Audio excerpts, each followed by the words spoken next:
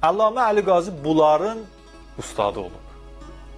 Deyir, onun barəsində yazırlar, deyir, hər gün axşam çağı evə gələndə bir göyərti satan var idi, deyir, bazarın kənarında göyərti satardı. Yaxınlaşardı o göyərti satana, göyərti almaq istəyirdi və deyərdi ki, qoy mən özüm seçim göyərtiləri. İndi adama maraqlı gələr ki, bəli də insan bazara gedib bir şey almaq istəyəndə özü seçmək istəyir. Niyə? Yaxşılarını seçim də. Bu deyirdi ki, qoy mən özüm seçim göyərtiləri. Bir görərdilər ki, bu ağa saralmış, qalmış göyərtiləri seçərdi, qoyardı paketinə, pulunu verərdi, gedərdi.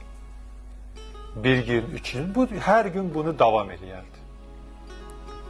Bir gün gəldilər, soruşdular, ağa sən axı bu saralmış köhnə göyərtiləri niyə alırsan? Bunu heç kim almır axı. Dedi, birincisi, mənim o qədər imkanım yoxdur ki, insanlara maddi köməklik eləyəm. Yəni, hər kəsə pul verəm, mənim o qədər imkanım yoxdur. İkincisi budur ki, mən o şəxsə bu cür nə köməklik eləmək istəyirəm. Ola bilər, mən ona pul verəm, o utana o pulu götürməyə. Amma onun saralmış, köhnəlmiş göyərtilərini alıram pulla və ona bu cür nə kömək etmiş oluram. Çünki mən bilirəm ki, onu mən almasam, heç kim almayacaq. Və nəticədə o da kasıb adamdır. Nəticədə o da onu aparacaq, tullayacaq, atacaq. Mən ona deyir, bu cür nə köməklik eləmək istəyirəm.